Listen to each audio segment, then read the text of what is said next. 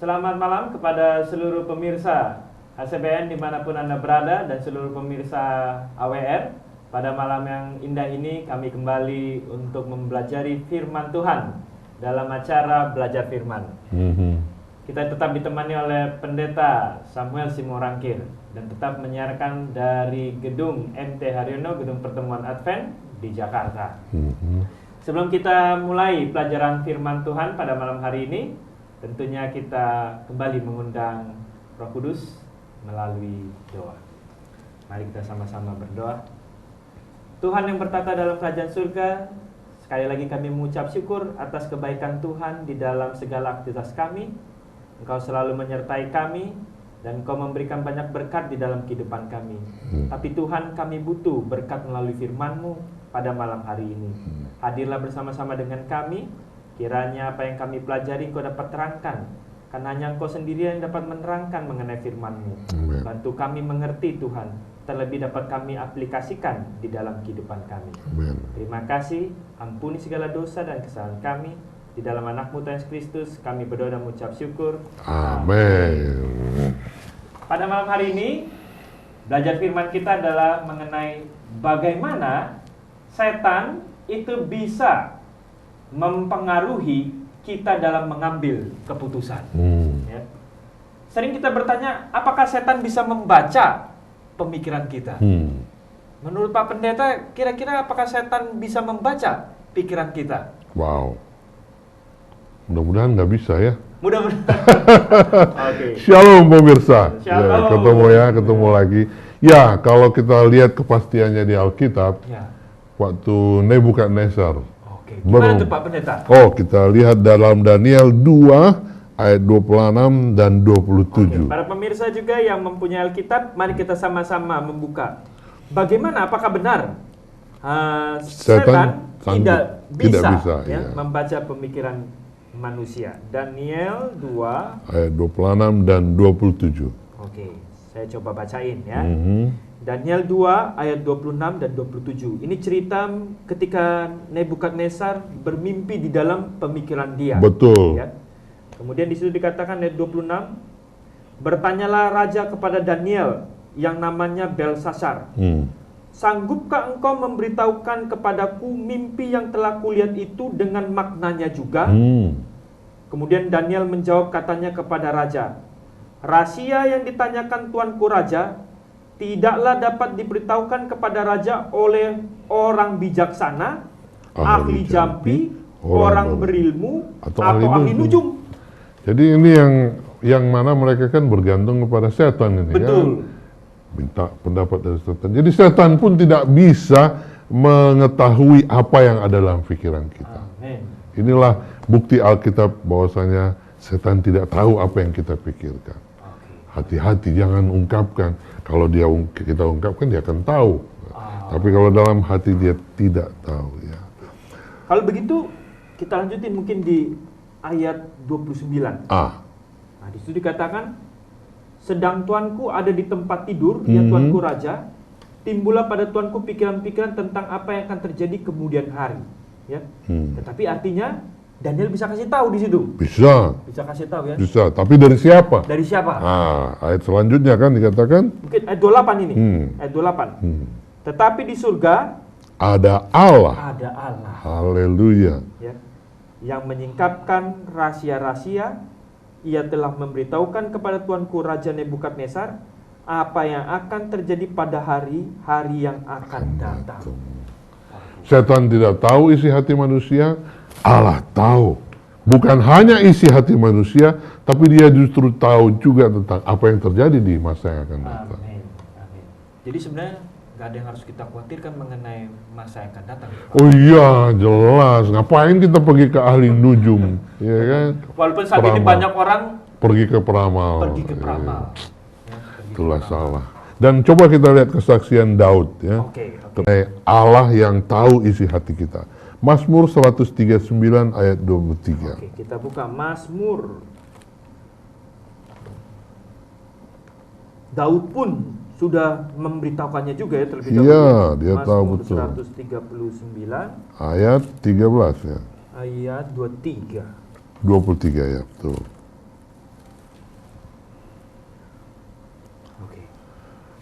Mazmur 139:23. Selidikilah aku ya Tuhan, ya Allah, dan kenallah hatiku.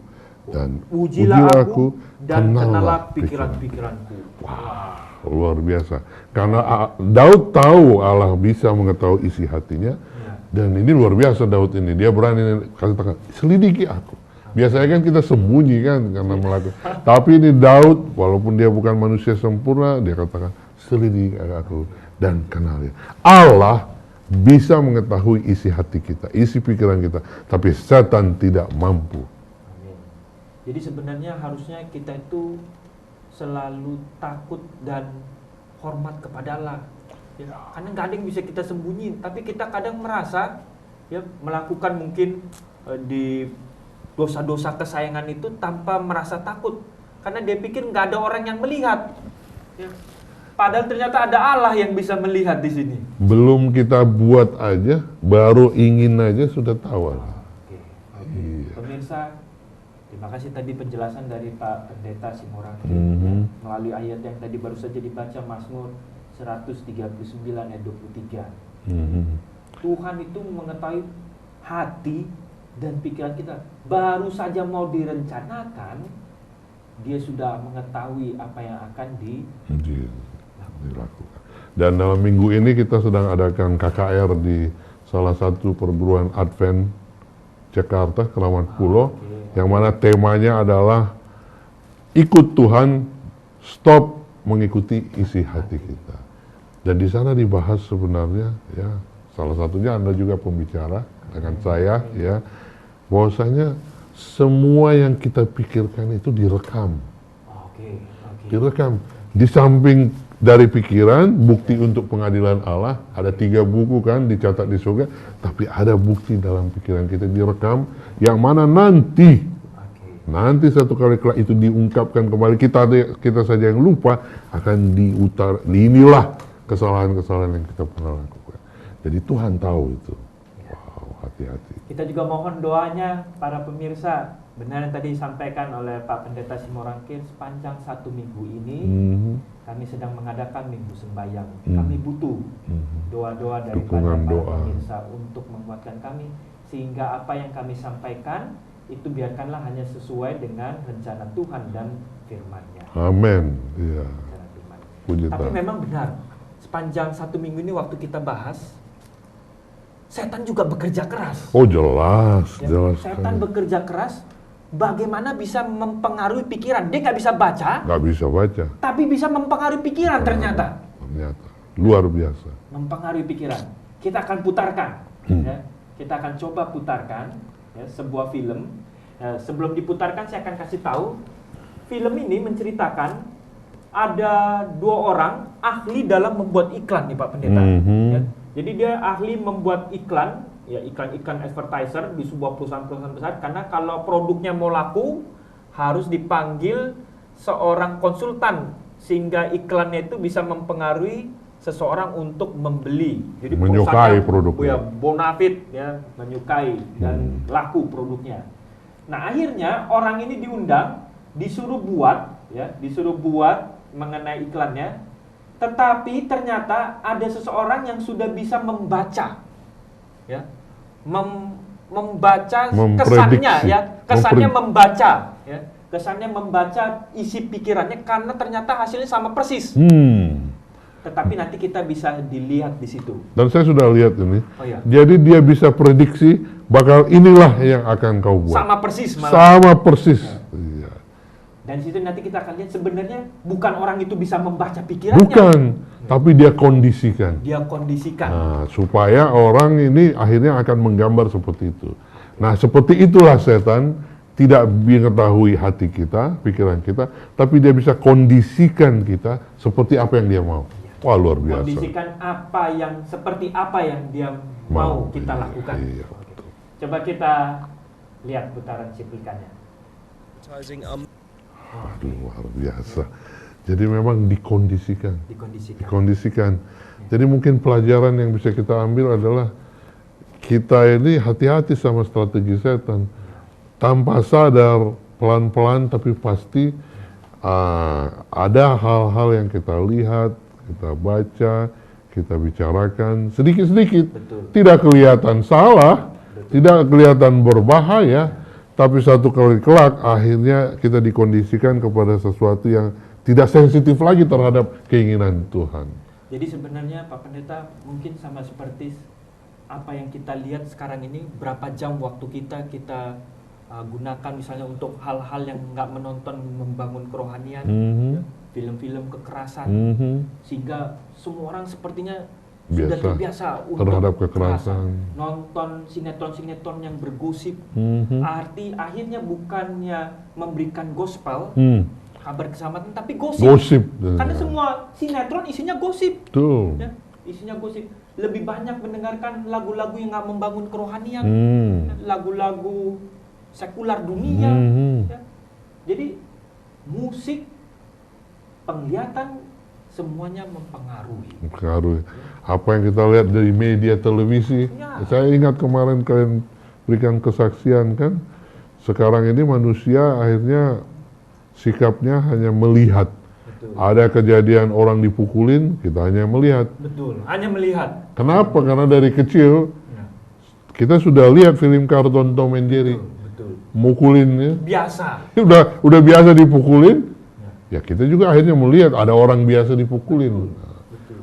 Sedikit, kecil, tapi akhirnya membentuk satu pemikiran, sudahlah biasa itu.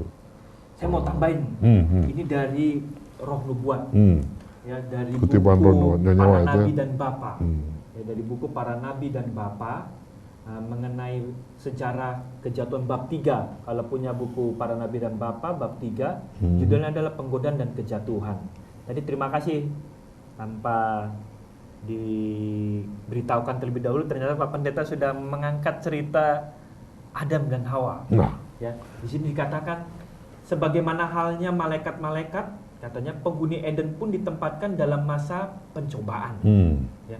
Kebagian mereka hanya dapat dipertahankan dengan syarat kesetiaan terhadap undang-undang halik itu.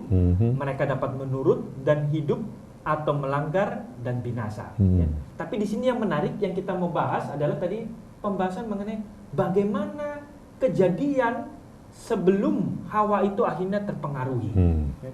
Itu dikatakan malaikat sebenarnya sudah mengamarkan supaya waspada terhadap tipu daya setan. Karena usahanya untuk menjerat mereka tidak pernah mengenal lelah. Ya.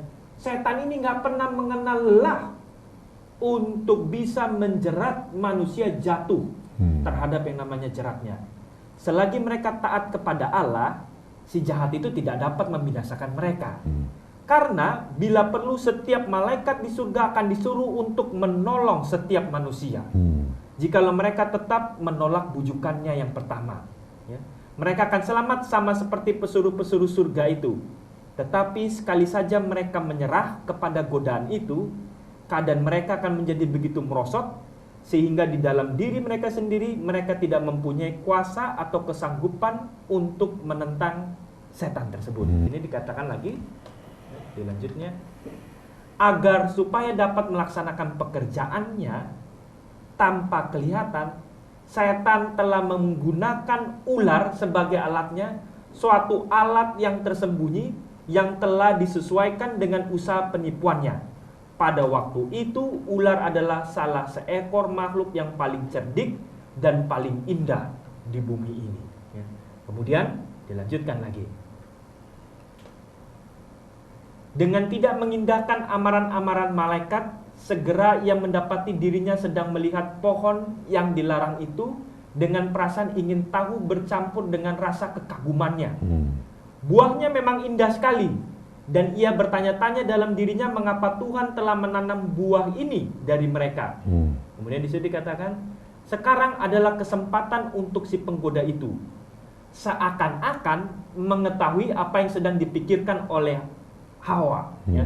Ia berkata, kata perempuan kepada perempuan itu, tentulah Allah berfirman, semua pohon dalam taman ini janganlah kamu makan, buahnya bukan. Ya. Hawa merasa heran dan terkejut karena seolah-olah ia dapat mendengar gema dari pikirannya. Jadi seolah-olah sebenarnya, ini kok tahu. Ya. Jadi Setan nggak bisa dibilang membaca pikirannya, ya. Tapi dia bisa mengkondisikan pikiran manusia dengan pikirannya. Kemudian oke, kita lanjutin lagi. Tetapi ular itu meneruskan dengan suatu suara yang merdu. Dia pakai tuh indera. Ya, jadi dia pakai telinga, dia pakai mata, ya, memberikan pujian akan kecantikannya, ya, dengan kata-katanya. Bukankah suatu yang tidak menyenangkan? Ya? Jadi kata-katanya bukannya nggak menyenangkan. Gantinya lari daripada tempat itu, ia tetap berdiri di sana sambil mengagumi seekor ular yang dapat berkata-kata. Ya. Jadi ini sebenarnya pelajaran daripada kalau kita tahu apa yang kita lihat itu tidak baik, apa yang kita dengar itu tidak baik, di seperti kondisi Hawa, jangan terus-menerus berada di situ. Tuh. Ya.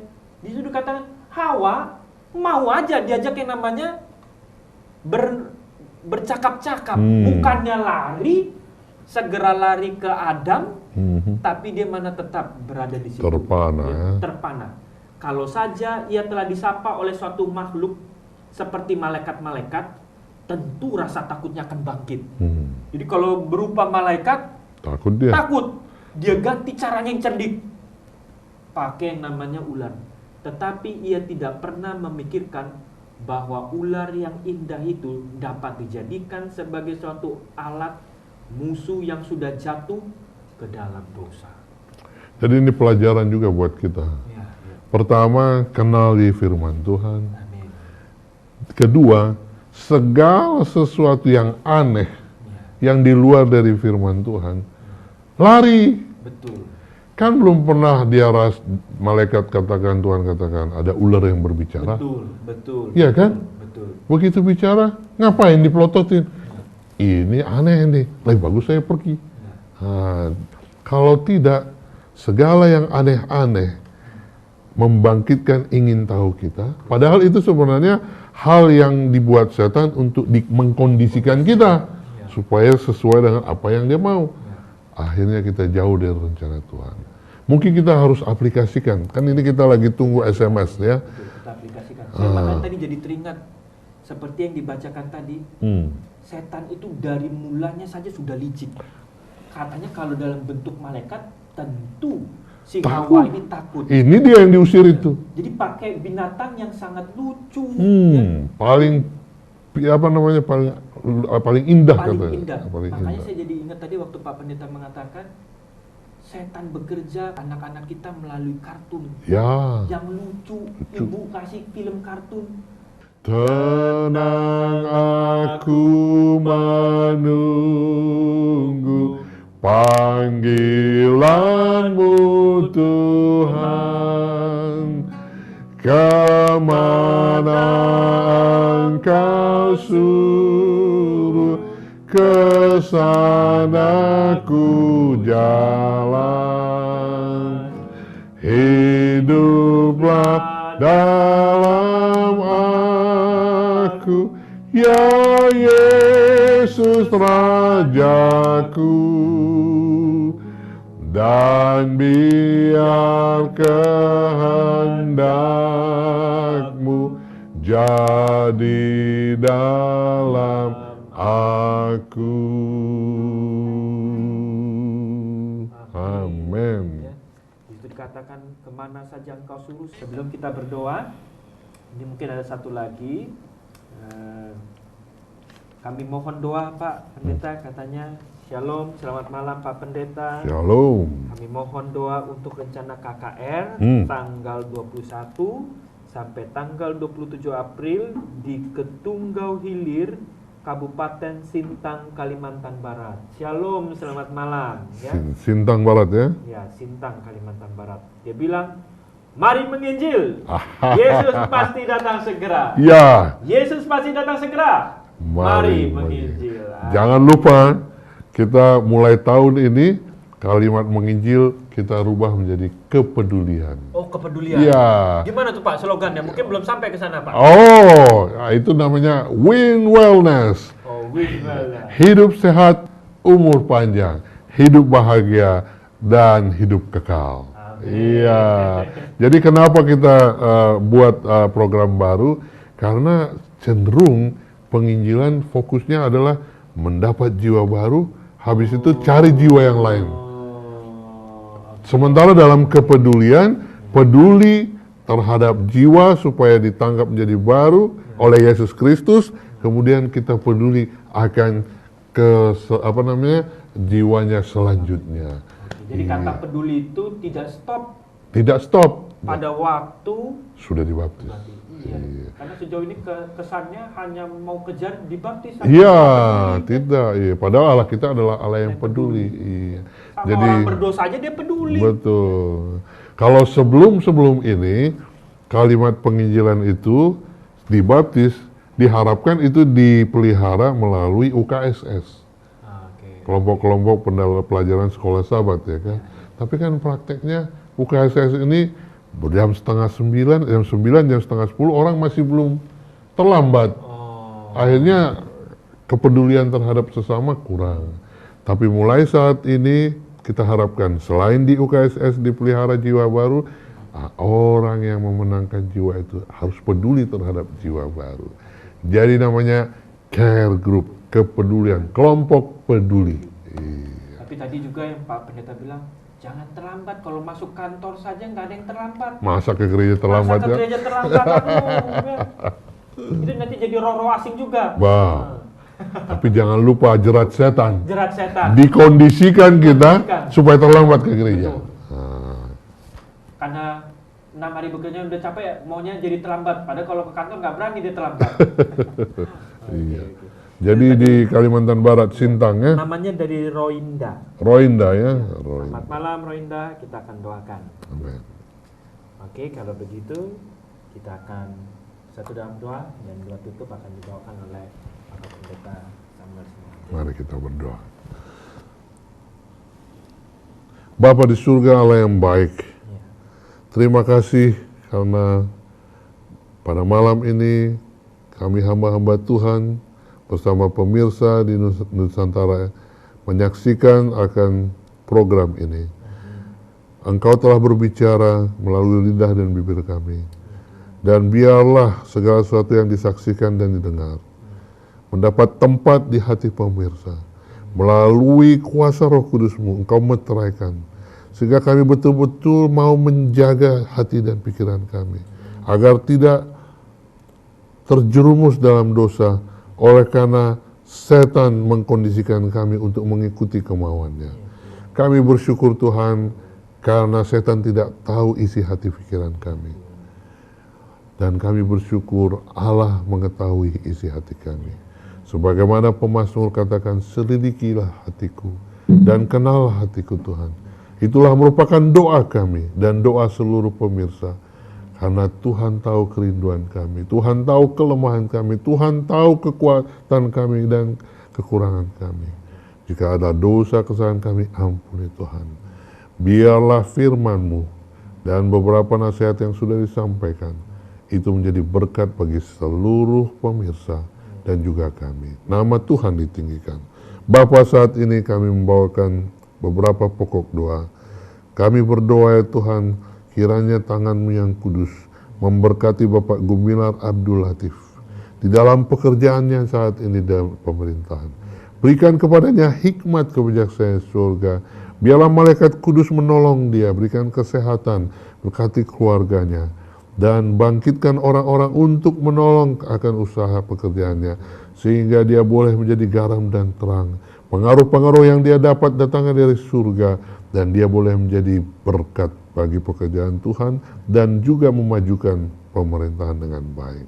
Kami juga berdoa yang akan rencana kebangunan rohani yang akan diadakan pada tanggal 21 sampai 27 April di Sintang, Kalimantan Barat. Tuhan, biarlah Kau berkati panitia, berkati pembicara, berkati jemaat dan juga orang-orang yang ingin Kau selamatkan, yang Kau tentukan untuk mendengarkan firman-Mu. Roh hujan akhir turun di kota ini, sehingga pada waktu acara dilakukan, kebangunan rohani tidak hanya terjadi di gereja lokal, tapi terjadi di seluruh kota. Nama Tuhan ditinggikan. Bapa, saat ini kami serahkan hidup kami ke tangan-Mu. Kiranya kasih karunia-Mu menjadi bahagian kami. Angkatlah tangan-Mu yang kudus, memberkati seluruh pemirsa yang ada dan menyaksikan program ini. Engkau mengetahui masalah-masalah yang sedang mereka hadapi, kelemahan-kelemahan mereka. Saat ini tumpangkan tangan-Mu di atas kepala mereka. Berkati, urapi mereka Tuhan. Kasih karunia-Mu menjadi bahagian mereka. Bagi mereka yang sakit, sembuhkan. Bagi mereka yang sedang mengalami masalah emosi atau ekonomi, tolong bantu mereka Tuhan. Dan berikanlah kepada seluruh pemirsa hikmat kebijaksanaan surga untuk setia kepada Tuhan, haus akan firman Tuhan, lebih mengisi firman Tuhan dan banyak berdoa kepada Tuhan, sehingga jerat-jerat setan tidak bisa dicapai oleh pemirsa. Terima kasih Tuhan, kasih karunia Allah Bapa, kasih yang datangnya daripada Yesus Kristus, dan persekutuan Roh Kudus menjadi bahagian kita semua hingga kedatangannya yang kedua kali. Amin. Haleluya. Pemirsa, terima kasih atas kesediaan selalu di dalam belajar bersama firman melalui siaran kami, dan tolong doakan kami juga selalu agar dapat terus bisa memberikan pelajaran-pelajaran firman melalui siaran ACBN ataupun siaran AWR. Tuhan memberkati, selamat malam. Shalom.